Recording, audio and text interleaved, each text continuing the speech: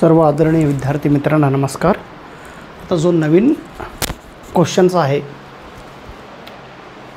Set परीक्षामध्ये विचारलेली ही एक challenging question आहे, कारण प्रश्न बरोबर आहे परंतु उत्तर देत असताना ऑप्शनमध्ये थोडं त्याने क्लॅरिटी दिलं नाही म्हणून अडचण निर्माण झालेली आहे। The question is which of the following place is labelled as domestic tragedy.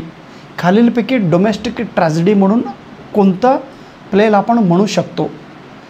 तर उत्तर आपण हुडकत असताना while searching the answer we get some confusion. Actually the answer should be this, the Duchess of Malfi. The Duchess of Malfi it is called as domestic tragedy, even it is called as revenge play. Revenge play and domestic tragedy असे आपण म्हणतो। John Webster ह्यांनी हे duchess of Malfi लिहिलेले आहेत।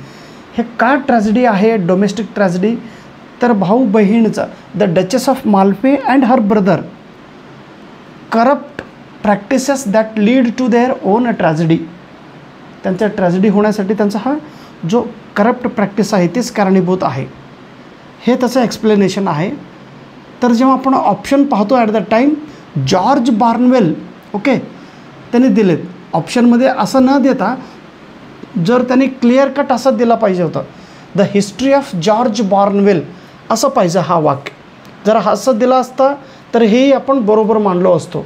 फक्त George बॉर्नवेल असं जर लिहिलं तर हा एक मेन कॅरेक्टर आहे, एका नाटकातील हा प्रमुख पात्र आहे।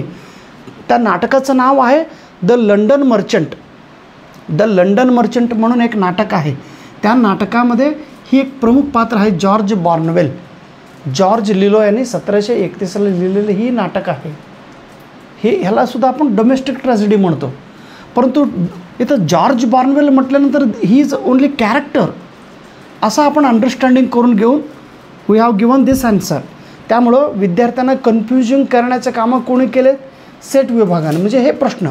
त्यामुळं you should give the answer to this answer also. Duchess of माल्फीलासुद्धा तुम्ही उत्तर गृहीत धरा आणि जॉर्ज बॉर्नवेलसुद्धा तुम्ही उत्तर गृहीत धरा, okay. But give the marks B and D both are correct. हे जर तुम्ही करेक्ट म्हणत असेल तर हे फुल वाक्यात तुम्ही दिला पाहिजे, द हिस्ट्री ऑफ जॉर्ज बॉर्नवेल असं दिला पाहिजे होतं।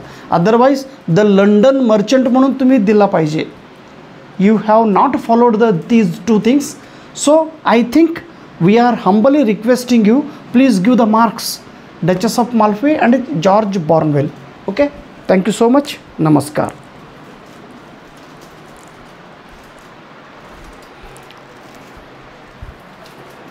ಎಲ್ಲಿತ್ತಿದ್ದೀರಮ್ಮ?